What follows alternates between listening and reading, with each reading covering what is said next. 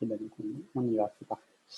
Alors, bonjour à tous, bienvenue pour ce webinaire organisé dans le cadre du PRIT Île-de-France consacré à la mobilisation des aides en faveur du maintien dans l'emploi, qui va s'organiser autour de la présentation et d'échanges autour de cas pratiques. Donc, je me présente tout d'abord, Grégoire Leclerc du cabinet Amios. Nous intervenons en appui auprès des partenaires du PRIT au niveau régional pour l'animation et la coordination des travaux du PRIT. Alors, avant d'introduire sur le fond notre webinaire aujourd'hui, quelques informations pratiques tout d'abord, et simplement pour redire effectivement ce qui peut vous étonner parfois, on le voit dans le fil de discussion, c'est que dans un format de webinaire, vous n'avez pas accès effectivement en tant que participant à votre caméra et à votre micro, contrairement aux réunions Zoom auxquelles on est maintenant habitué. Donc, vous pouvez évidemment réagir et notamment poser toutes les questions que vous aurez à poser dans le fil de la présentation dans l'onglet questions-réponses que vous voyez s'ouvrir en bas de votre écran normalement. Donc voilà, c'est effectivement un point important à noter. Ce sera par ce biais-là que vous pourrez poser vos questions. Vous dire aussi que vous aurez accès après le webinaire au support qui va être présenté maintenant. Et que d'ailleurs, vous aurez aussi accès au replay. En fait, le webinaire étant enregistré et sera diffusé sur le site internet du PRIT Île-de-France. Voilà rapidement pour ces informations pratiques. Du coup, Céline, je vous passe la parole pour un petit mot d'introduction. Oui, je vous remercie Grégoire. Bonjour à tous, mesdames, messieurs. En ce 11 mars 2021, je vous souhaite la bienvenue également à ce webinaire organisé par le PRITH Île-de-France, donc le plan régional d'insertion des travailleurs handicapés, qui réunit l'ensemble des acteurs œuvrant pour l'insertion professionnelle des personnes en situation de handicap. Un des axes de travail de ce plan régional porte sur la prévention de la désinsertion professionnelle et le maintien dans l'emploi. Après un séminaire interprofessionnel fin 2019 et l'élaboration du guide régional du maintien dans l'emploi que vous pourrez retrouver sur le site du PRITH Île-de-France, nous poursuivons avec ce webinaire notre contribution à la diffusion des connaissances sur les acteurs et les outils du maintien dans un contexte sanitaire qui souligne d'autant l'enjeu de l'accompagnement sur le maintien dans l'emploi. Nous vous proposons aujourd'hui une approche très incarnée pour évoquer les outils techniques et organisationnels du maintien en emploi. Des conseillers experts des CAP Emploi Île-de-France vont, par des cas concrets, mettre en avant les articulations et les complémentarités des dispositifs, en particulier ceux de la GFIP et de l'assurance maladie qui nous accompagnent également aujourd'hui. Je remercie d'ailleurs l'ensemble des intervenants pour leur contribution à cet événement. Alors, à vous tous, notamment professionnels de services de santé au travail interentreprises et autonomes, du service social de l'assurance maladie, référents handicap d'entreprise, conseillers d'OPCO, de services d'appui RH aux entreprises, d'opérateurs de l'emploi accompagné, conseillers des chambres consulaires et partenaires sociaux. Je souhaite que ce webinaire soit éclairant et utile pour vous appuyer dans vos missions respectives en faveur de l'emploi des personnes en situation de handicap. Très bon webinaire. Merci.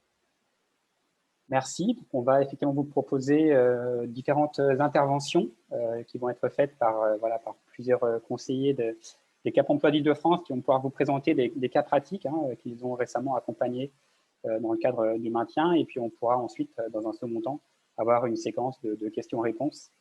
Les questions que vous vous posez au fil de la présentation de ces cas sur les outils, sur les aides, sur les dispositifs qui ont été mentionnés et qui ont été mobilisés surtout pour les situations de maintien qui vont vous être présentées.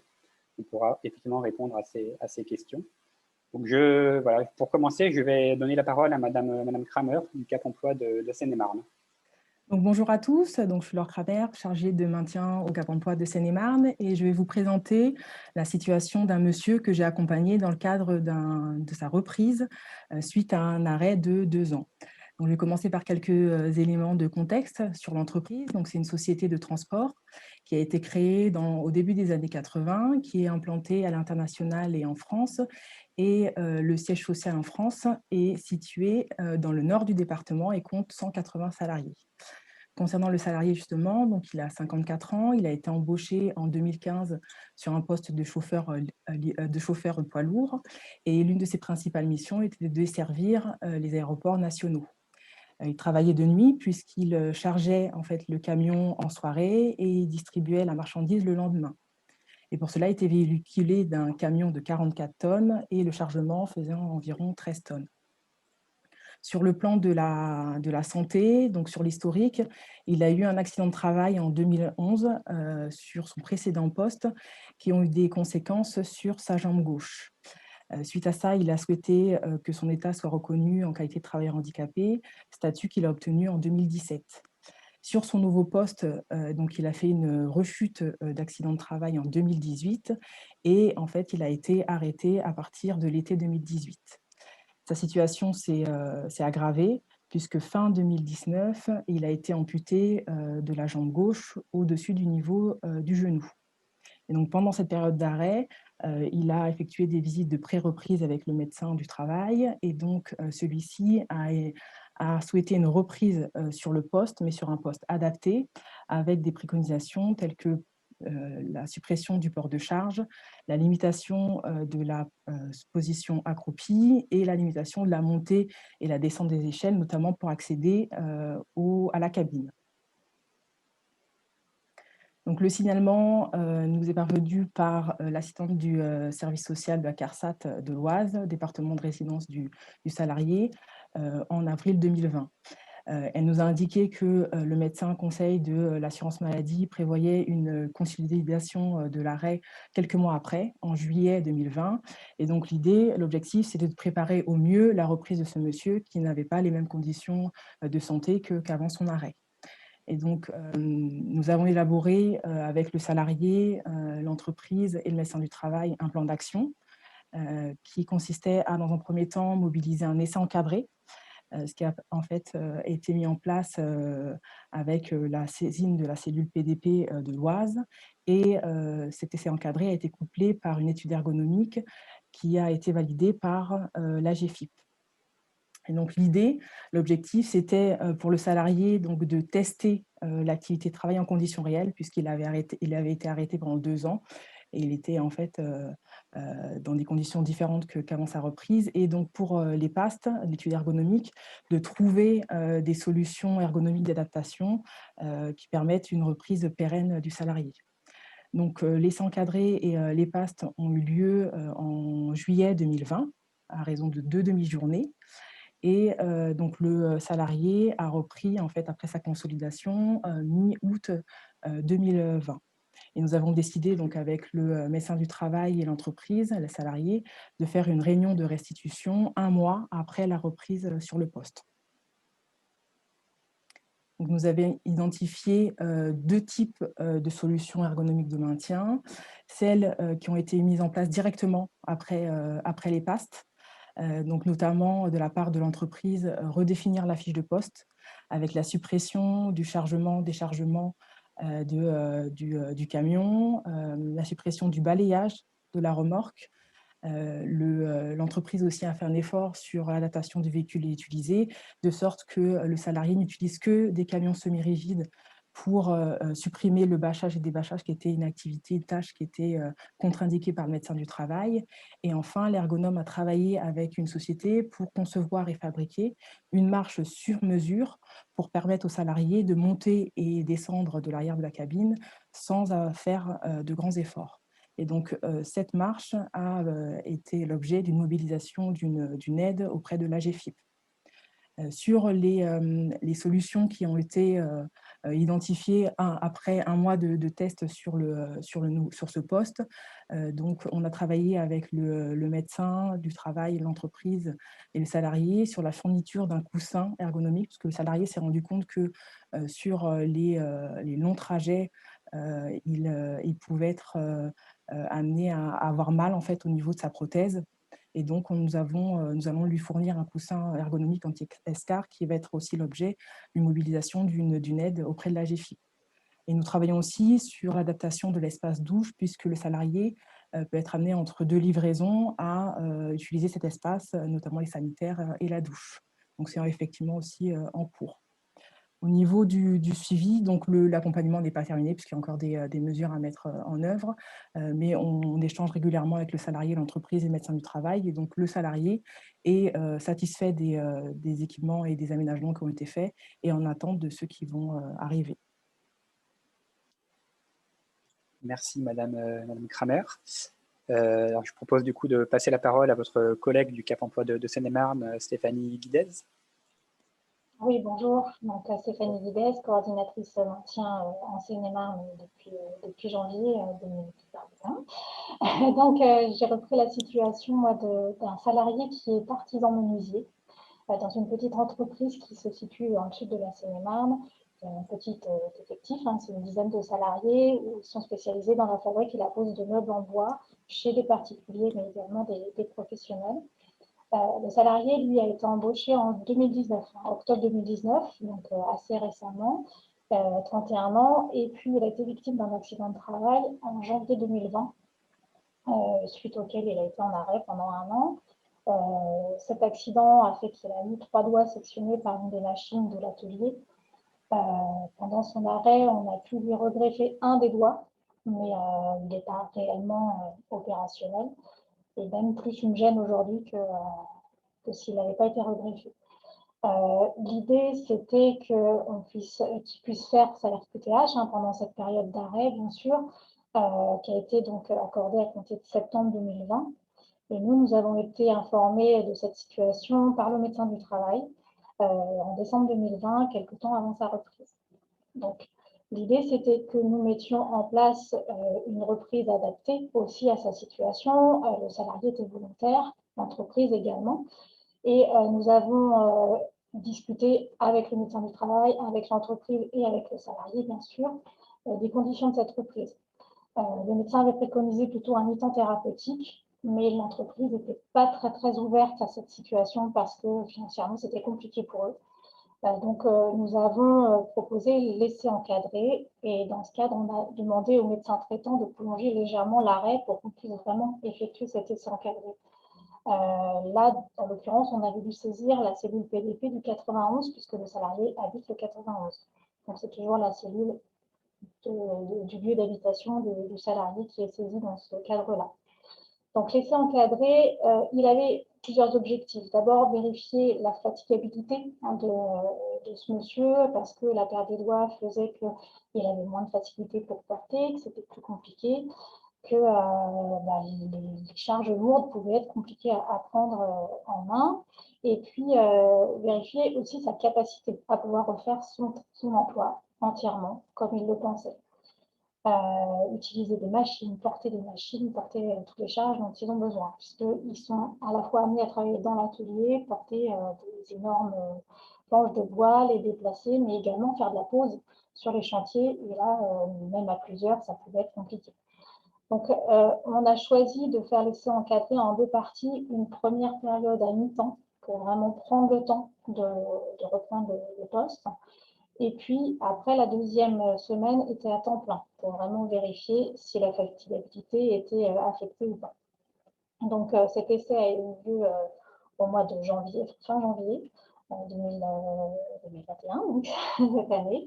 Et puis, on a signé tous les documents, on était tous ensemble à ce moment-là et on a pu démarrer.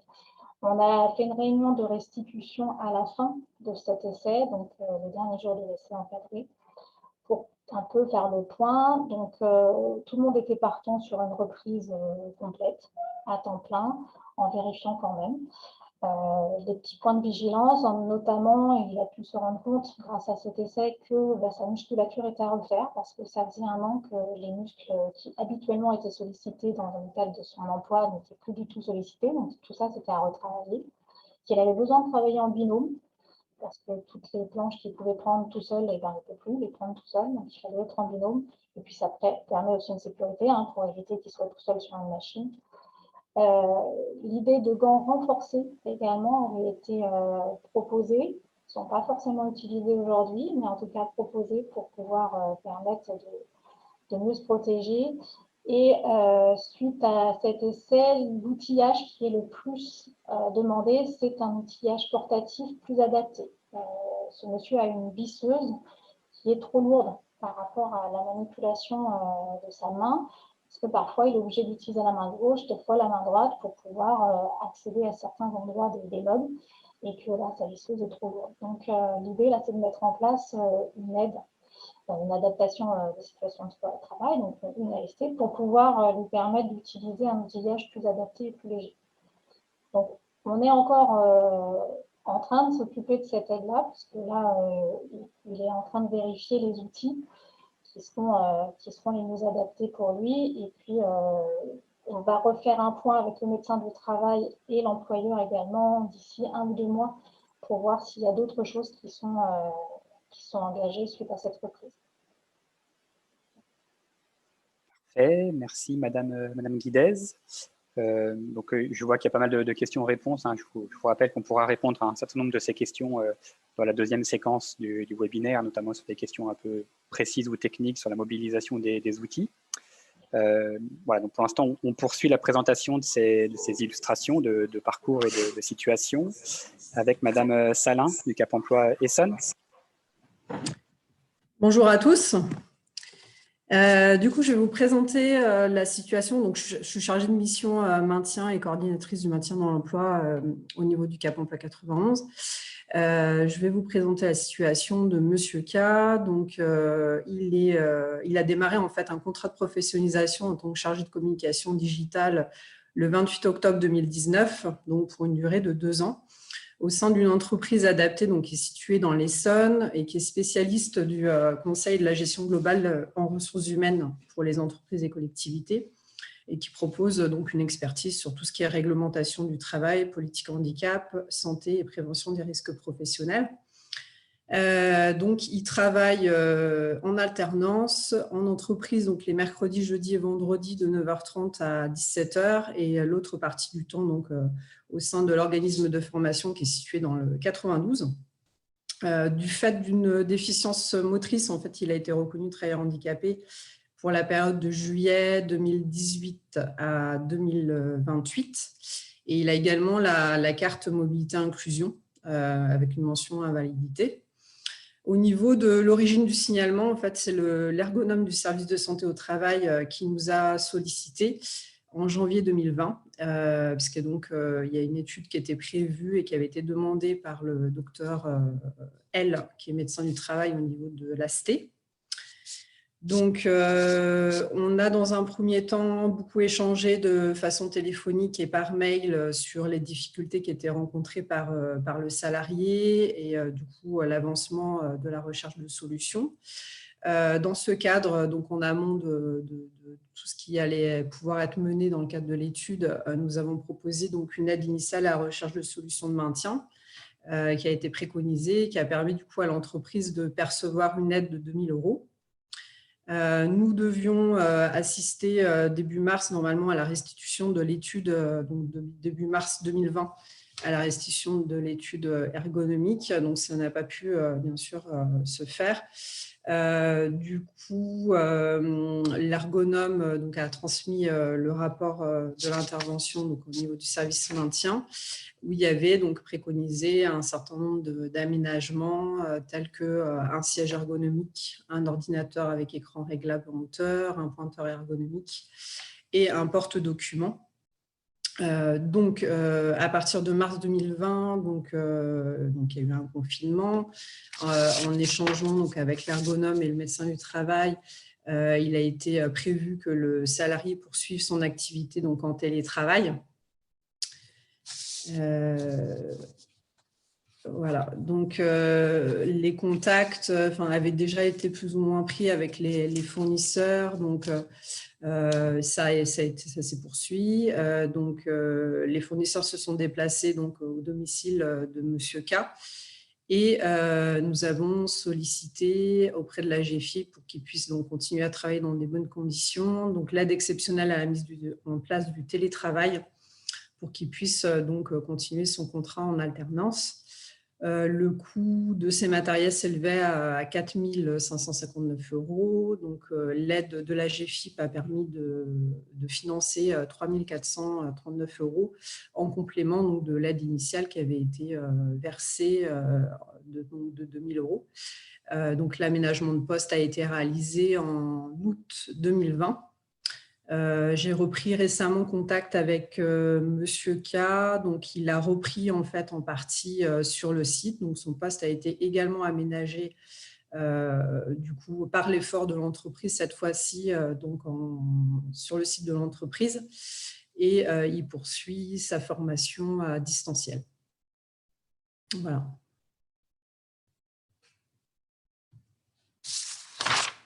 Merci, Madame Salin. On passe donc à la situation suivante, Madame Sanchez du Cap Emploi de Seine-Saint-Denis.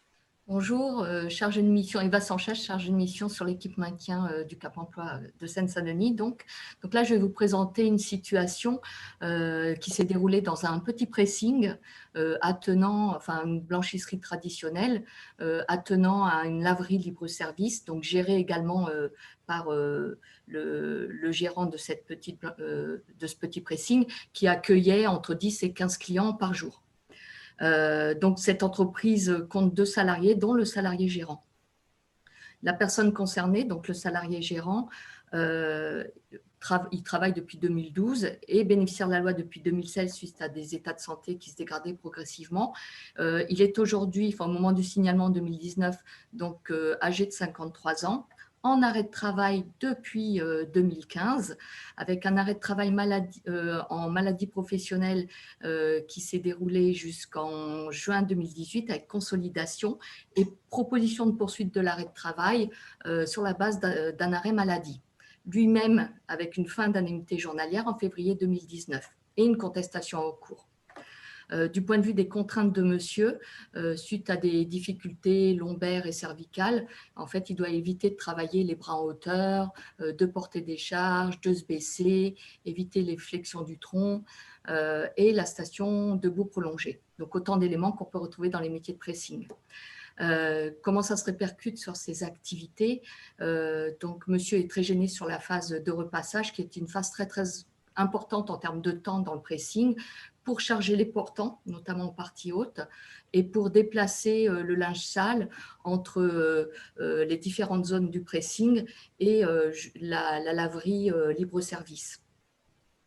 Alors, à noter également que monsieur travaille avec un collaborateur qui présente quelques dégradations de santé. Il n'est pas bénéficiaire de la loi, mais l'idée, c'est peut-être parce qu'on se rend vite compte que si on agit pour monsieur, on va aussi agir pour son collègue. Donc, en fait, l'idée, ça va être d'intervenir aussi pour prévenir toute dégradation de l'état de santé du collaborateur.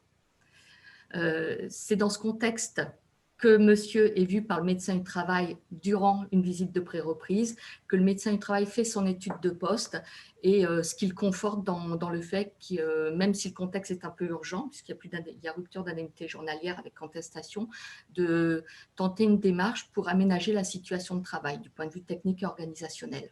Donc, nous sommes sollicités dans ce cadre-là. Donc, au-delà, en matière d'analyse de la situation, au-delà de l'étude de poste du médecin du travail qui le conforte dans l'idée d'aller plus avant sur un aménagement de situation de travail, nous nous déplaçons sur site pour rencontrer le salarié, le médecin du travail, refaire un état des lieux de la situation, donc collecter les besoins de la personne, les besoins de l'entreprise en matière d'organisation. Et c'est à ce moment-là que nous élaborons ensemble donc un plan d'action qui prioritairement va s'orienter sur la mise en œuvre d'une étude préalable à l'aménagement, l'adaptation des situations de travail, à être financée par la GFI. Pourquoi cette étude ergonomique, elle a été sous-tendue par le fait qu'une étude ergonomique permet d'identifier, une EPAS permet d'identifier, de faire la part des choses, des éléments qui vont être en matière d'aménagement dédiés à la stricte compensation du handicap et ceux qui sont liés avec l'amélioration des conditions de travail, voire le champ de la prévention. Donc, cette étude va être réalisée entre avril et juillet 2019. Elle va consister en 9 demi-journées pour l'ergonome qui intègre la recherche de fournisseurs, venir sur site au-delà des observations là qui se sont déroulées autour du collègue de la personne, puisque le salarié gérant était en arrêt. en contestation en arrêt et que l'autre salarié faisant exactement les mêmes tâches, il s'est agi pour l'ergonome d'étudier les activités de l'autre salarié. Donc 9 demi-journées. La réunion de restitution en juillet a consisté à valider les pistes matérielles et organisationnelles et notamment refaire le point sur certaines pistes qui n'étaient pas retenues, notamment la mise en place d'un convoyeur pour la question des portants de vêtements qui n'a pas été retenu du fait de l'exiguïté du pressing et du caractère, c'était très cher de procéder à des travaux parce que là, on changeait l'infrastructure. Voilà. Lors de cette réunion de restitution, effectivement, l'ergonome qui est venu avec des fournisseurs sur le site, tout ce qui était pressenti comme validé a pu obtenir des devis. Il s'agit aussi de discuter des devis pour voir quelles sont les mesures financières en matière d'accompagnement. Donc là, on s'oriente sur 2 types de mesures. Une aide de la GFIP, aménagement des situations de travail, qui va être dédiée à la compensation du handicap, et une aide financière demandée à la CRAMIF par l'employeur dans le cadre du programme TMS Pro Action, TMS Pro. Donc, merci. Donc, au final, en matière d'aménagement, il y a eu un aménagement organisationnel puisqu'il y avait certaines activités qui ne pouvaient pas être compensées par la mise en place de matériel. Donc, c'est le collègue de monsieur qui va nettoyer au quotidien le séchoir, qui va nettoyer 2-3 fois par semaine les 5 sèche-linges, qui va charger 2 à 3 fois par mois la lessive dans les bacs. Et des adaptations techniques qui, elles, vont faire l'objet pour certaines, qui ont fait l'objet d'aides financières. Donc, une nouvelle table de repassage réglable en hauteur avec un déclenchement de l'aspiration par une photocellule plutôt que d'appuyer sur les pédales qui se répercutaient sur le dos et qui étaient incompatibles avec les contraintes de santé de monsieur. Faire un repassé plus léger. Ça permettait à monsieur de mieux le manipuler. Un chariot à faux constant pour permettre à monsieur de déplacer le linge sale dans les différentes zones. Un chariot porte-corbeille avec des corbeilles qui pouvaient être mises à hauteur des hublots pour vider le linge des machines. Voilà, éviter autant faire se peut toutes les manutentions et le fait de se pencher en avant, d'être en genuflexion. Une emballeuse automatique murale, puisqu'également il y avait du point de vue des contraintes de monsieur, l'emballeuse initialement à disposition nécessitait de presser en force pour souder le plastique, pour rousser le linge. Et là, il s'agit juste de boutons pression sur lequel il a juste à appuyer pour que que ça soude. Le coût total de cette adaptation était de 9 295 €. Donc, monsieur a déposé sa demande à la CRAMIF, dont la prise en charge pouvait aller jusqu'à 50%. En parallèle, nous avons accompagné monsieur dans la constitution de la sollicitation de l'aide financière auprès de la GFIP. L'aide de la CRAMIF a été accordée en octobre. Nous avons transmis à la GFIP le courrier sur la base de laquelle la GFIP effectivement a pu donner suite à la demande de cofinancement à hauteur d'à peu près les autres 50% en matière d'aménagement. Un autre aménagement qui a été mis en place, où là l'employeur a pris directement à sa charge, qui est une petite table en fait pour le détachage. Voilà, ça c'était une prise en charge directe par l'entreprise puisque pas trop pas cher, c'était convenu comme ça. Le salarié a pu reprendre mi-décembre l'activité et lorsque nous avons repris contact avec 6 mois plus tard, il était toujours en activité sur le poste. Voilà. Merci Madame Sanchez. On passe du coup à la dernière situation pour le Cap Emploi de Paris, Madame Salani. Oui, bonjour à tous. Donc, Fatma Salani, responsable et chargée de mission au sein de l'axe maintien du Cap Emploi Paris. Je vais donc clôturer cette présentation de cas pratiques en vous présentant une situation parisienne. Avec un peu question-réponse, si vous voulez, c'est-à-dire à quel moment la situation nous est parvenue et pourquoi. Donc, c'est la situation de Monsieur F, qui est en arrêt de travail depuis 9 mois suite à un accident de travail et qui devait être consolidé par le médecin conseil. Donc, il a été adressé par ce dernier vers le médecin du travail pour une visite de pré-reprise. Lors de cette visite, le médecin du travail n'a pas estimé son état de santé compatible avec la reprise sur le poste initial. Elle l'a adressé vers l'assistante sociale de l'entreprise pour initier une demande de reconnaissance en qualité de travailleur handicapé et vers nos services pour qu'on entame tous une réflexion commune pour préparer son retour et trouver des solutions. Entre-temps, une négociation s'est opérée entre ces médecins, c'est-à-dire le médecin traitant, son chirurgien, le médecin du travail et l'assurance maladie, au niveau du médecin conseil pour repousser un petit peu voilà, la date de consolidation afin de mettre en place les actions. Donc, le médecin conseil voilà, a donné un avis favorable et était informé de tout ce qui allait se mettre en place. On est en août 2020. Alors, le salarié, donc, il est âgé de 39 ans, il a un niveau de formation équivalent à niveau 5 à l'étranger, il occupe le poste d'agent logistique polyvalent, il est affecté dans un des 2 entrepôts d'un grand magasin parisien qui emploie 1800 salariés sur plusieurs sites. Il est sur ce poste depuis 19 ans.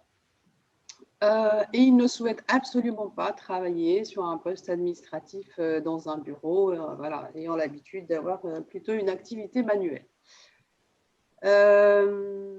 Alors, le constat de départ, c'est que tous les postes dans les 2 entrepôts qui relèvent de la structure comportent du port de charge et de la manutention. Les restrictions médicales sont des séquelles motrices et des douleurs localisées au niveau du poignet gauche, une perte de force de préhension de sa main gauche du coup, et pas de port de charge au-delà de 10 kg, ni de mouvement répété du membre supérieur. Alors, quelles sont les aides qui ont été, ou les actions qui ont été proposées et quelle est leur pertinence en fait? Bon, je vais passer les détails puisque mes collègues ont un peu expliqué comment on intervient, l'organisation de réunions, le diagnostic, bref, la négociation entre tout le monde. Donc, il y avait tous les partenaires autour de cette situation et donc la solution qui a été proposée, c'était de mettre en place un essai encadré puisqu'il a été prolongé en arrêt, couplé avec une EPAS, donc qui est l'étude ergonomique d'une situation complexe. Étude ergonomique qui devait se faire pendant donc, ces 15 jours d'essai encadré sur les 2 entrepôts, c'est-à-dire et sur le poste initial en observation uniquement et sur le 2e dépôt pour voir s'il y a d'autres postes qui pouvaient correspondre et qui soient un peu moins physiques. L'idée, c'était de tester la compatibilité, donc du coup, sur voilà, les deux lieux de travail supposés pour évaluer un peu les capacités restantes de la personne.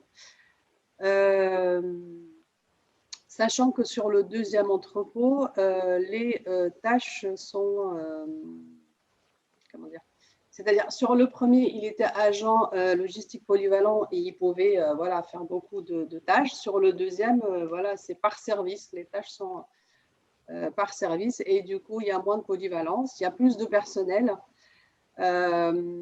Et c'est un entrepôt qu'il connaît aussi parce qu'au démarrage, il a commencé dans celui-là et ensuite il a été muté dans le 2e. Donc voilà, il connaît le responsable, il connaît les collègues. Voilà, ce n'était pas quelque chose de tout nouveau pour lui.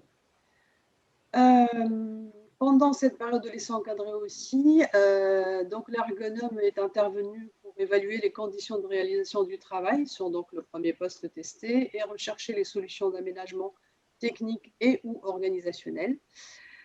Évaluer de manière anticipée avec le concours des différents acteurs diverses solutions et d'identifier en amont les moyens nécessaires à leur mise en œuvre. Anticiper la reprise du travail, puisque là, on était en train de voir à quel moment il peut reprendre, sur quel poste et avec quel aménagement. Donc, après l'analyse de l'activité réalisée donc, sur les différents postes existants au niveau des 2 entrepôts, des contraintes ont été identifiées et des solutions ont été envisagées pour pérenniser sa reprise de travail. Alors, qu'ont permis ces 2 mesures? Donc, elles ont permis d'identifier le poste le plus compatible avec son état de santé, de mettre en place les aménagements en amont. Alors, il y avait plus d'aménagements organisationnels que techniques, de décider des modalités de reprise et du timing, c'est-à-dire est-ce qu'il doit reprendre à temps plein, à temps partiel thérapeutique, à quel moment. Ça a permis aussi peut-être aux médecins du travail de prononcer un avis d'inaptitude avant d'explorer des possibilités de reclassement en interne, sachant que je vous rappelle, le constat initial, c'était qu'il n'y a pas de poste, que ce soit dans le premier ou le deuxième entrepôt, où il n'y a pas de port de charge ou de manutention. Donc, voilà, on était parti quand même sur voilà, des choses pas très… Enfin, on va dire, on n'avait pas beaucoup d'espoir au début. Donc, après cet essai et cette étude ergonomique, monsieur a été positionné au niveau du service traitement de marchandises au sein du 2e entrepôt, avec des aménagements, comme je vous l'ai dit, plus organisationnels que techniques. Donc, traitement des palettes, des produits les moins lourds avec un tri au préalable par le responsable de l'équipe. Disposition d'un chariot 2 plateaux qui va être utilisé comme une surface de dépose intermédiaire pour limiter le port de charge des colis et permettre l'évacuation des cartons cassés. Disposition d'une douchette mobile qui va plus utiliser avec la main droite et mise en place d'une formation geste et posture adaptée pour voilà, éviter la rechute et l'inciter à respecter les consignes, notamment du médecin du travail et de ses médecins, pour ne pas solliciter souvent la main accidentée.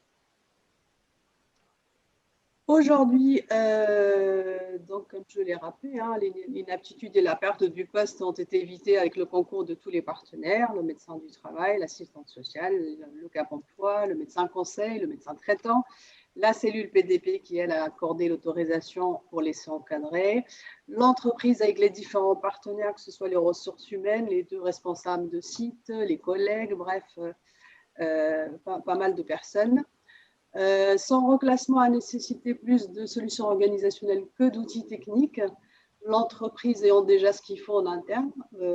Donc, nous n'avons pas monté un dossier AST, aménagement des situations de travail au niveau de la GFIP, puisqu'il n'y avait pas de besoin, en tout cas actuel. Monsieur a repris depuis janvier en temps partiel thérapeutique. Sa reprise à temps plein est prévue en avril 2021 et on se réunira de nouveau pour voir s'il faut ajuster et à quel moment. Donc voilà pour notre situation parisienne. Merci.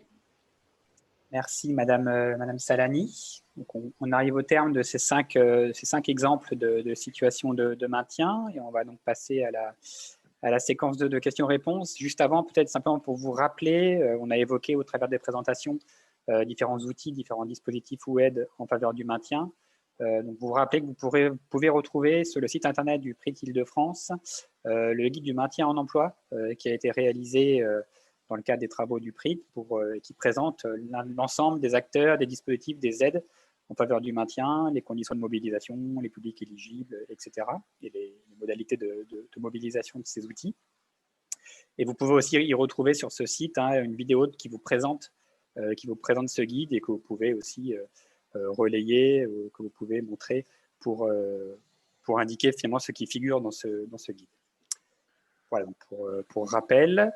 Donc, je propose de passer aux questions et réponses. Donc, on va essayer dans le temps qui nous reste, là, dans la bonne 20-25 minutes qui viennent, de répondre à un certain nombre de questions qui ont été posées dans le fil de conversation. Oui, alors il y a beaucoup de questions qui ont été posées. Certaines ont déjà des réponses, donc vous pouvez voir notamment les questions qui sont ouvertes et les questions dites résolues pour lesquelles les différents intervenants ont déjà apporté des éléments de réponse. On a plusieurs questions qui s'adressent notamment à Monsieur Le Provost, en tout cas à l'AGFIP, concernant en fait les différents dispositifs qui sont mobilisables. D'abord, il y a une question qui est posée concernant les EPAST et les AST pour savoir si ces dispositifs-là sont mobilisables pour les entreprises sous accord. Bien, bonjour à tous, bonjour à toutes. Alors, les AST et les EPAST les EPAST ne sont pas mobilisables par les entreprises sous accord qui ont moins de 6% de travailleurs handicapés dans leur effectif. En revanche, ils sont mobilisables pour les entreprises sous accord qui ont plus de 6%. Voilà. Quant aux AST, c'est le même régime. OK. Merci, Monsieur le Provost. J'en profite pendant que vous avez le micro ouvert, parce qu'il y a d'autres questions qui s'adressent plutôt à vous. Questions notamment qui se posent sur l'EPAST et notamment ces conditions de mobilisation et puis potentiellement les particularités de cette prestation, notamment au regard des différentes visites, des différentes études ergonomiques qui peuvent être réalisées par des ergonomes, par exemple en SST. Pas une question facile.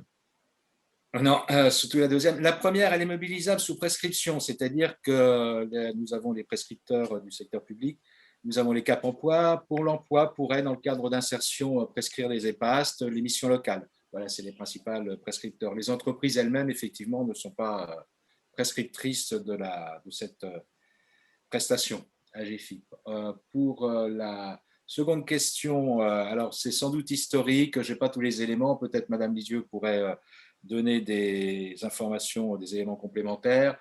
Ce que j'en sais, c'est que les services santé au travail n'étaient pas tous dotés d'un service similaire à l'EPAST, puisque l'EPAST n'est pas simplement se limite pas à les situations de travail stricto sensus et au handicap, mais est censé voir les situations complexes, donc avec un multi-handicap ou avec le collectif de travail et sur la situation de travail environnementale. Voilà. Donc, c'est ce que j'en sais. Maintenant, effectivement, il y a peut-être des services de santé au travail qui aujourd'hui sont dotés de ce type d'ergonomes et de ce type d'études.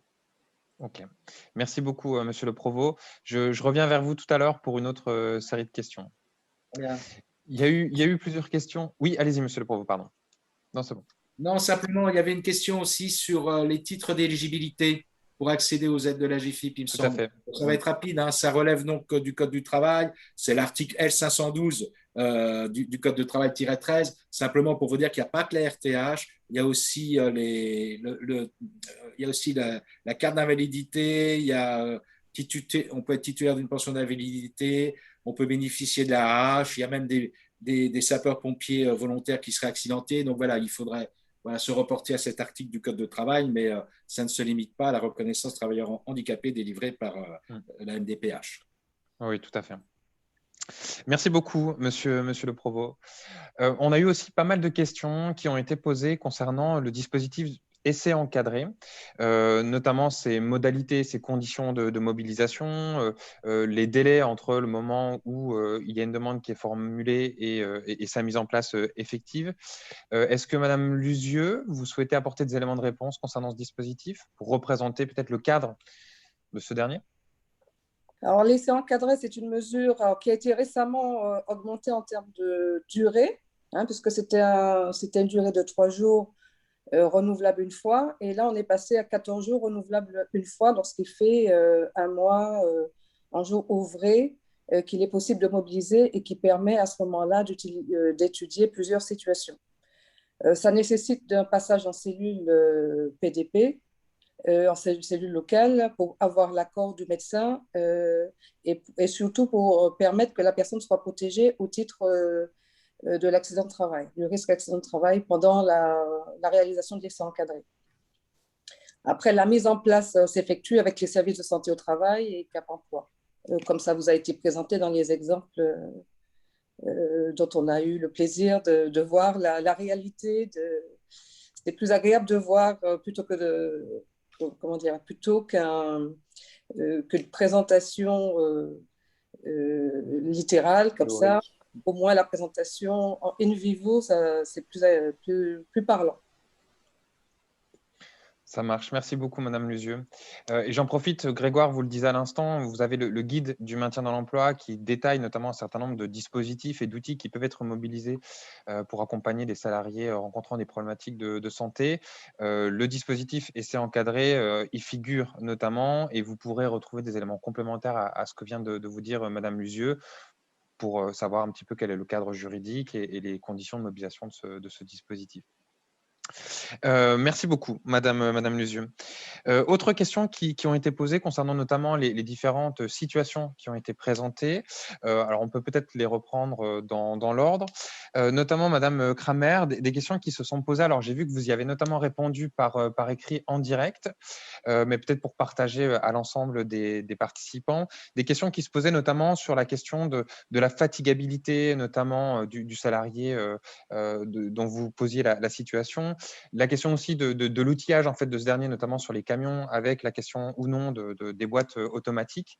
Et puis, quelqu'un vous posait la question de savoir si vous connaissiez notamment l'action innovante expérimentale qui a été conduite par l'AGFIP, qui s'appelle la PECF, la prestation d'évaluation des capacités fonctionnelles sectorielles spécifiques au transport et à la logistique. Donc, c'est peut-être une réponse couplée avec Monsieur le Provost qui peut être apportée. Donc, pour résumer cette double question, il y a d'une part revenir sur la situation, sur l'enjeu de fatigabilité de la personne et notamment l'existence ou non de boîtes automatiques. Et puis, deuxième pan de la question qui porte sur ce dispositif spécifique de la PECF. Alors, je vais répondre parce que Madame Kramer a dû partir, elle avait un rendez-vous derrière. Du coup, Merci, les Madame boîtes Guidez. automatiques étaient bien attribuées à tous les camions de cette entreprise, donc comme elle l'a répondu justement aux questions posées. Donc ça, au niveau de ça, il n'y a pas eu de souci, ça a été mis en place dès le départ. Sur le reste de la fatigabilité, je n'ai pas encore la réponse, mais je pourrais lui poser la question et on pourra revenir dessus. Sur la PECF, moi, je veux bien des informations supplémentaires. Oui, ça m'intéresse de savoir un petit peu comment ça fonctionne. Ce que j'ai pu voir, alors Monsieur le Provost, si vous avez des éléments de réponse éventuellement, simplement en faisant une toute petite recherche tout à l'heure concernant ce dispositif que je ne connaissais pas, j'ai pu voir qu'il s'agissait en fait d'une expérimentation qui avait été mise en place il y a quelques années, je dirais 2 ou 3 ans, notamment en partenariat entre la GFIP et un OPCO. Donc, je ne sais pas du tout si cette disposition finalement a été définie dans le temps, si elle a été généralisée ou s'il s'agissait vraiment de quelque chose de localisé. Voilà, Monsieur le Provost, je ne sais pas si vous avez des éléments particuliers sur ce… Oui, apparemment, c'est une action, un dispositif qui est mis en place pour permettre aux conducteurs de rendre plus accessible ce métier aux personnes handicapées, donc qui seraient lourdement handicapées d'un point de vue moteur. Bon, apparemment, oui, ça met en place le centre Carpap qui est en Bretagne, donc ça va être effectivement une action expérimentale et ciblée de manière très régionale, avec effectivement l'association de formation du secteur. Voilà, j'en sais pas beaucoup plus. C'est pour effectivement repasser le permis de conduire en évaluant avec un ensemble de tests les aptitudes à exercer le métier. Voilà.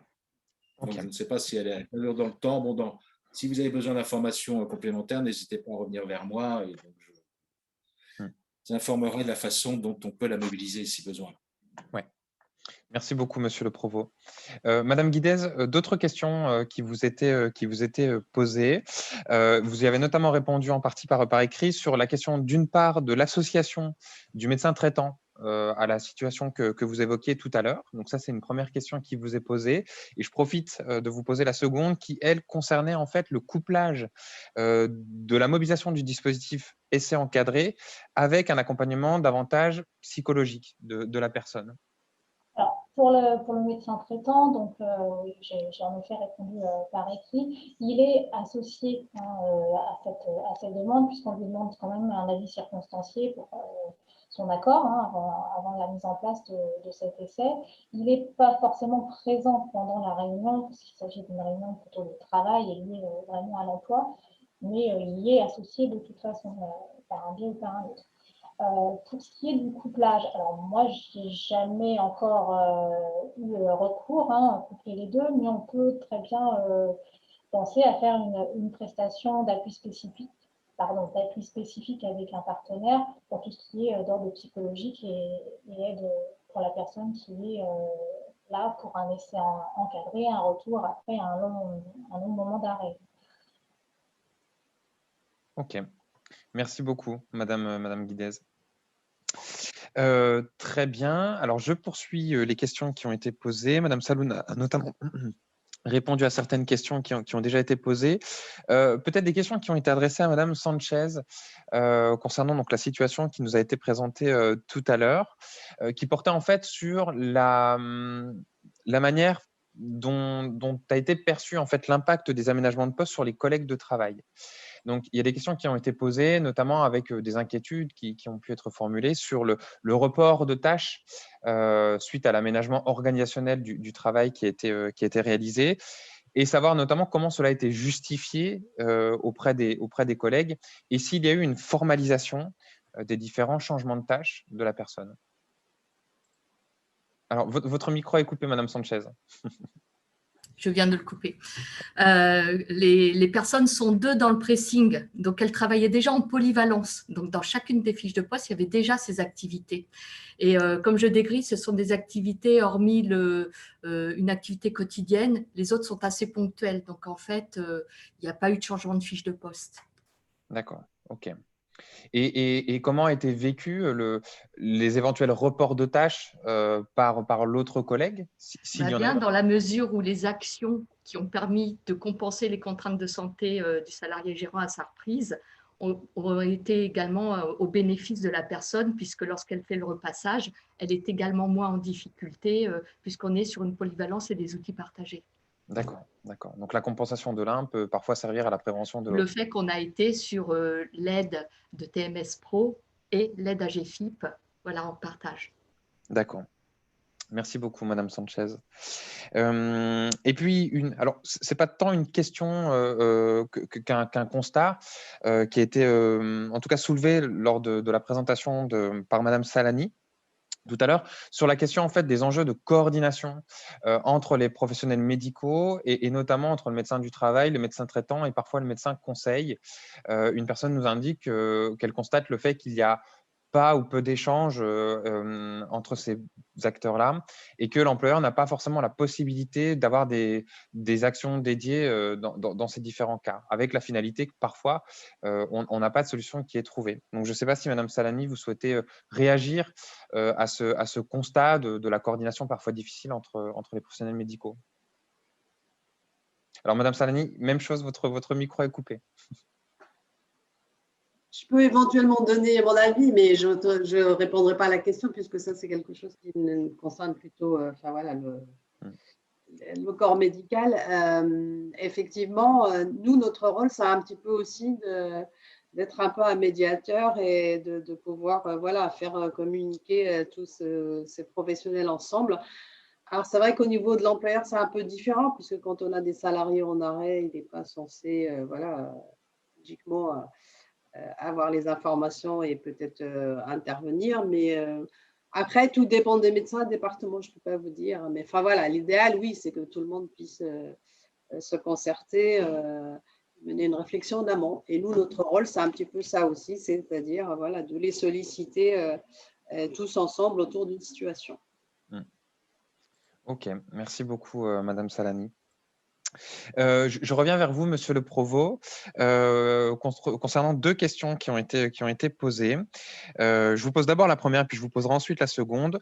La première concernait en fait l'AST, savoir en fait s'il s'agissait d'une mesure nationale. Donc, j'y ai notamment apporté une réponse en renvoyant vers le site internet de l'AGFIP, mais je vous laisse peut-être le reposer à l'oral. Donc, est-ce que c'est une mesure qui est locale sur l'Île-de-France ou au contraire nationale? Et puis, quels sont en moyenne les délais de réponse en fait de l'AGFIP suite à une sollicitation? Alors, oui, c'est bien une mesure nationale, l'aménagement de la situation de travail, donc est une aide financière vers l'employeur qui intervient sur la compensation, sur le surcoût lié à la compensation et qui peut intervenir à hauteur de 100%. Normalement, on intervient à 100% de la compensation qui est définie. Voilà. Et il y avait une deuxième partie à la question. Les délais de réponse moyens qui sont observés. Les délais de réponse, ça peut aller, alors ça dépend du flux évidemment, mais ça peut aller de 10 jours à maximum 2 mois s'il y a beaucoup de flux. Voilà. Voilà. D'accord. Au-delà de 2 mois, il faut faire une alerte parce que là, c'est totalement anormal. Ok, merci Monsieur le Provost. Et j'en profite de vous avoir en direct avec le micro ouvert pour vous demander, il y a plusieurs questions qui ont été posées concernant en fait l'existence ou non d'une aide qui permettrait en fait le travail en binôme, c'est-à-dire qui permettrait de financer en partie l'intervention d'un autre collègue qui justement compenserait en partie ce que ne peut pas faire la personne pour qui un aménagement est mis en place. Je vous la reformule de manière un peu plus claire. Y a-t-il une compensation financière pour les collègues qui récupèrent les tâches supplémentaires? Alors, il y a peut-être 2 manières de voir donc cette question. C'est que si c'est simplement une réorganisation, c'est-à-dire on redistribue les tâches de travail, mais de manière, je dirais, bon, enfin, ça regarde l'employeur, mais équilibrée, ce n'est pas réellement lié, c'est une simple organisation. En revanche, si la personne seconde le travailleur handicapé en raison de son handicap, c'est-à-dire qu'il fait des tâches que celui-ci ne peut pas faire mais qui lui incombent, et dans ces cas-là, on peut faire effectivement intervenir une auxiliaire professionnelle en interne ou en externe, et la GFIP peut intervenir effectivement dans ce cadre-là. À savoir aussi, j'en profite pour dire qu'il y a une aide qui s'appelle reconnaissance lourdeur du handicap. Si la personne a une perte de productivité qui peut être quantifiée et qualifiée de manière financière, dans ces cas-là, la GFIP peut intervenir pour suppléer au coût induit, c'est-à-dire à la perte de rentabilité de la personne. Ok. Merci beaucoup, Monsieur le Provost. Autre question qui s'adresse finalement à tous les intervenants. Une personne qui nous dit, si on ne connaît pas tous les acteurs à mobiliser pour chaque cas spécifique, quel est un petit peu le point d'entrée qui permettra d'orienter vers le bon interlocuteur? Est-ce qu'il faut appeler la GFIP? Est-ce qu'il faut appeler le Cap Emploi? Qui est vraiment le point d'entrée? Ça s'adresse à moi. Alors on peut appeler la GFIP, puisque toute façon, oui, on peut appeler la GFIP, puisque la GFIP, effectivement, a connaissance de l'ensemble des acteurs du domaine de l'emploi et du handicap. Bon, j'imagine on peut rappeler aussi les Cap Emploi, l'entreprise. L'interlocuteur privilégié quand même de l'entreprise, c'est d'abord le Cap Emploi. Voilà. Mais effectivement, la GFIP est aussi apte à pouvoir répondre à toutes sortes de questions de son domaine de compétences emploi-handicap. Ok. Merci, Monsieur le Provost. Pierre, je voudrais compléter, Céline Weidegorf pour la directe. Juste vous indiquer que sur le site du ministère du Travail existe une cartographie, que cette cartographie n'a pas été revue depuis quelque temps, mais qu'en ce moment, elle est en train justement d'être retravaillée par l'ensemble des partenaires nationaux et qu'elle sera remise à jour très certainement à partir de mai-juin. Et ce sera donc un outil très utile pour permettre une orientation à la fois des personnes elles-mêmes comme des entreprises. Voilà. Ok, merci beaucoup pour ce complément. 2 questions qui s'adressent maintenant plutôt à Madame Luzieux. On revient sur la question notamment de l'essai encadré, avec une personne qui nous demande si l'essai encadré ne peut être mobilisé que suite à un accident du travail, ou au contraire, savoir si ça peut également être mobilisé après une longue maladie. Alors, l'essai encadré se mobilise pendant l'arrêt de travail, donc quel que soit le type d'arrêt de travail. Et c'est vraiment un outil de remobilisation et d'étude. C'est l'occasion de regarder, de vérifier le diagnostic qui a déjà été élaboré par les professionnels et de permettre de préparer le retour dans l'entreprise sur un poste adapté, vérifier aussi les aménagements de poste qui auront été proposés. Et il est possible de faire plusieurs essais encadrés pour une même personne. Et la durée de 14 jours peut être fractionnée.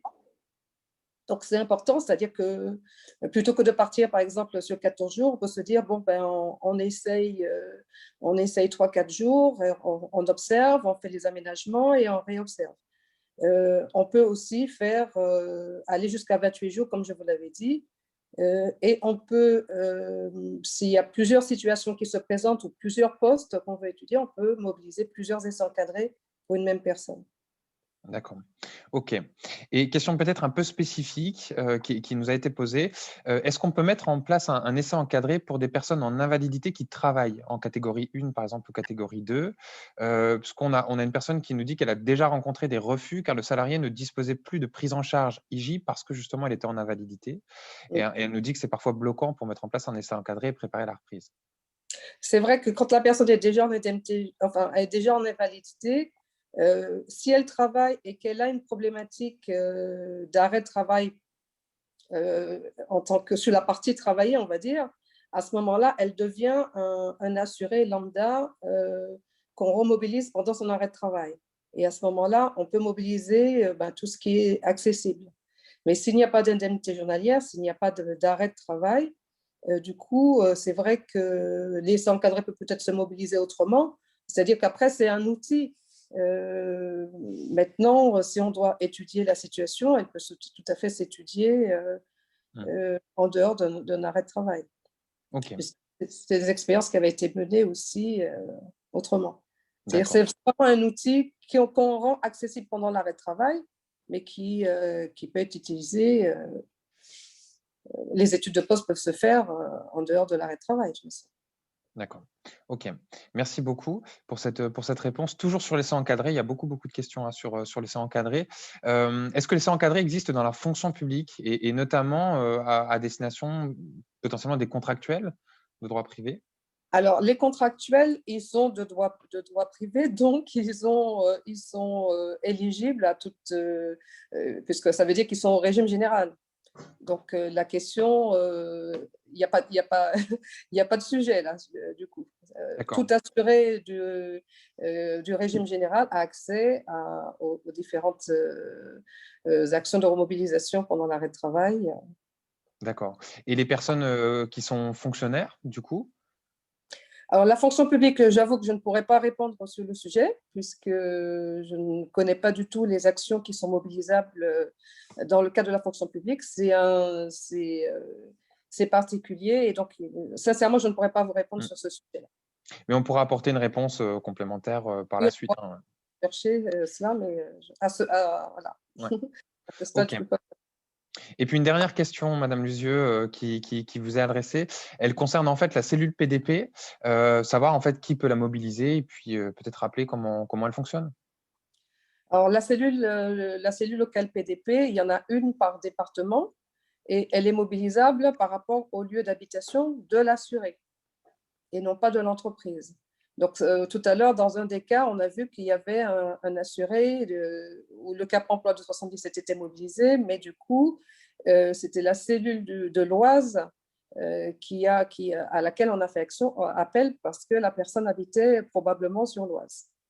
Donc, c'est toujours le point d'entrée, c'est le lieu d'habitation de l'assuré.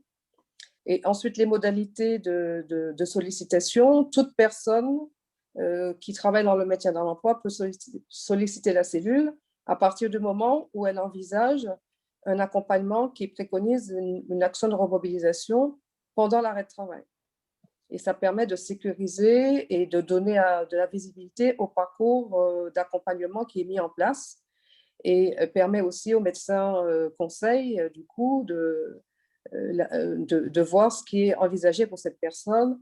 Et tout cela contribue à la sécurisation du parcours d'accompagnement du salarié, enfin de l'assuré général. Merci beaucoup, Madame Luzieux, pour ces réponses. Grégoire, je me retourne vers toi concernant la gestion du timing.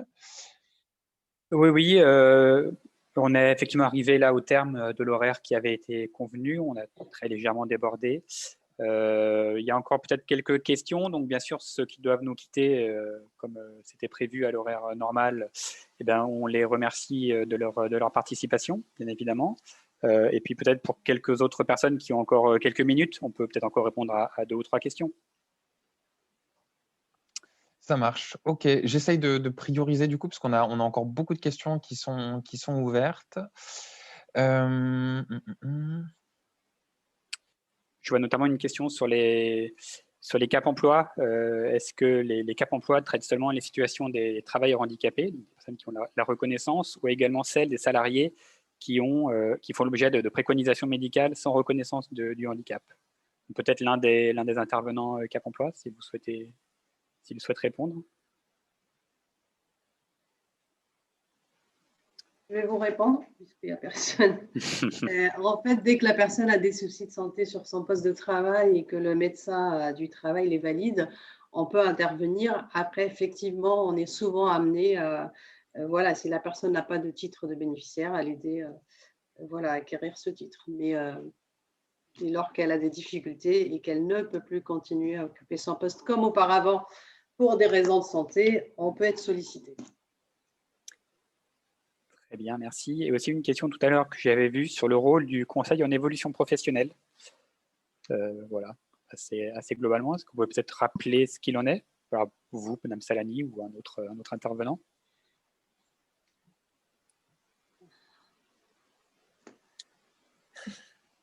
Alors, tout dépend lequel on sollicite. Hein. Le conseil en évolution professionnelle, il peut être mis par Cap Emploi, mais un salarié qui n'a pas de RQTH peut solliciter un conseil en évolution professionnelle au titre salarié et auprès du groupement évolution professionnelle. Actuellement, de ce que j'en sais, c'est un accompagnement de 4 heures qui aide la personne à faire le point sur son projet professionnel et éventuellement pour aller vers une formation. Merci beaucoup.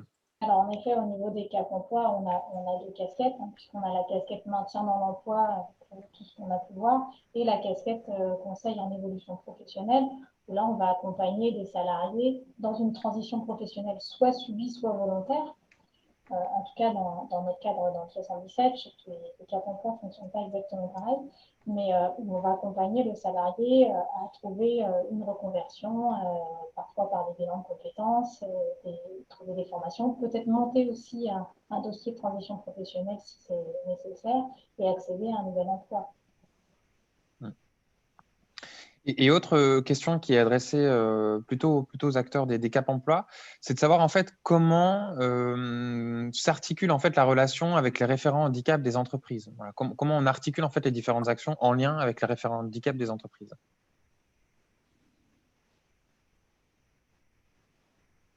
Je vais vous répondre aussi, mais là, je parle que de Paris. Après, je ne sais pas, il y a des spécificités départementales quand même.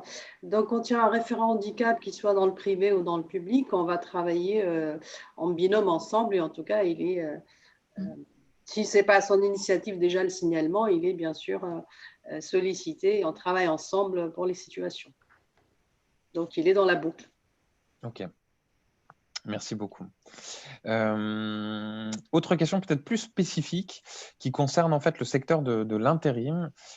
Existe-t-il un dispositif particulier pour les intérimaires qui peuvent avoir plusieurs postes? Une question assez technique.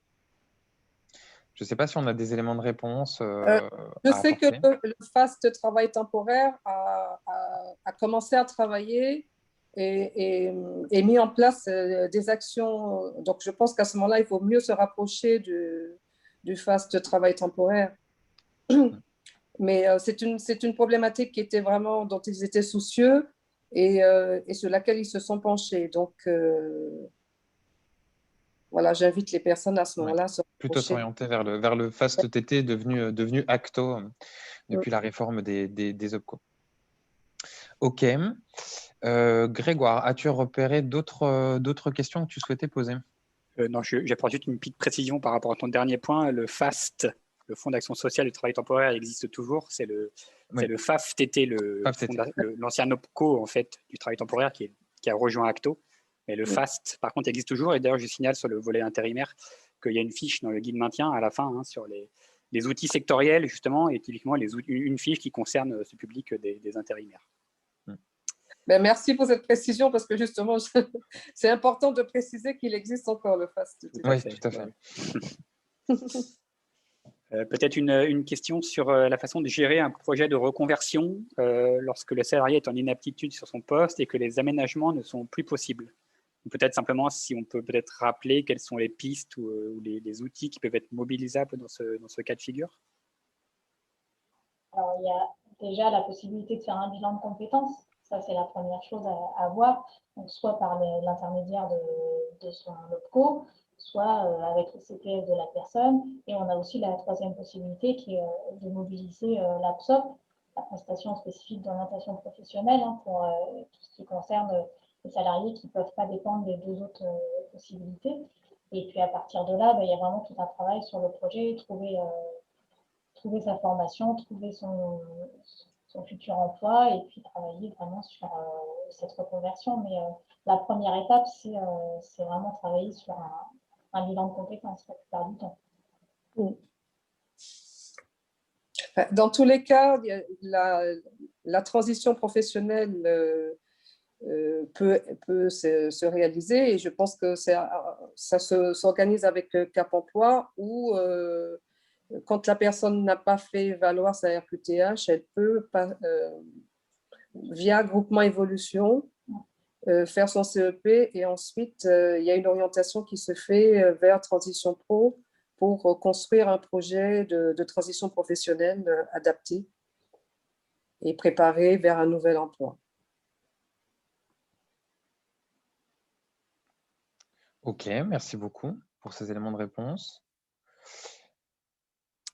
Alors, il est important que la personne ne mobilise pas son CPF parce qu'on voit quelquefois la personne, elle est, comment dirais-je, elle est en difficulté et elle mobilise son CPF. Alors, c'est très important si on doit aller vers une transition professionnelle.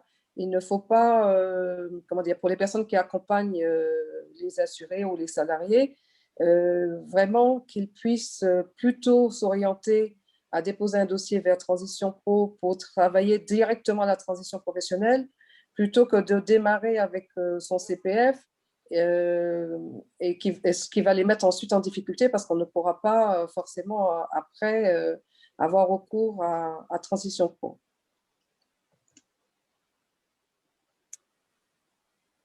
Merci. Alors peut-être juste une toute dernière question, parce que là, pour le coup, on arrive à un quart d'heure de retard.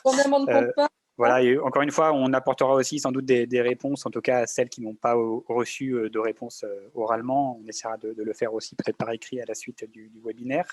Simplement, une dernière question sur les aides financières pour l'aménagement de postes. Est-ce qu'elles sont plafonnées? Alors peut-être du coup, c'est pour monsieur le Provost, certainement. Et vers qui peut-on orienter les personnes qui ne sont pas encore reconnues RQTH et donc ne dépendent pas de Cap Emploi? Alors, merci. Les aides à la situation de travail ne sont pas plafonnées. Alors, évidemment, on va prendre en compte effectivement le coût par rapport au dossier, mais elles ne sont donc pas plafonnées.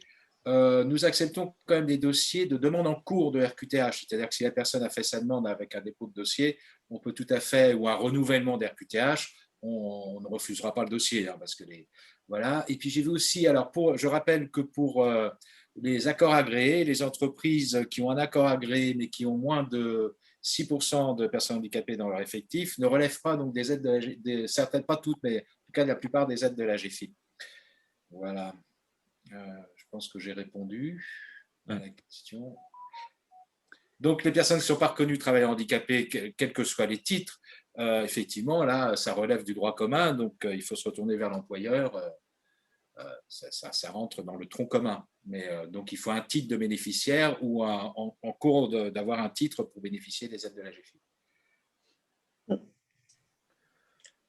Ok, puis je vais faire juste une petite information. Oui, allez-y. Côté CRAMIF, service social. Hein, donc, rappelez que le service social de la CRAMIF en Île-de-France, c'est 300 assistants de service social, dont l'activité principale est orientée sur la prévention de la désinsertion professionnelle et donc qui sont amenés à accompagner des assurés pendant leur arrêt de travail et à les mobiliser pour, avec les différents acteurs qu'on a vus aujourd'hui, vers une reprise adaptée à un poste ou à un autre poste, ou quand malheureusement la reconversion ne peut pas se faire au sein de l'entreprise, travailler vers une transition professionnelle avec tous les acteurs que nous avons vus ce matin.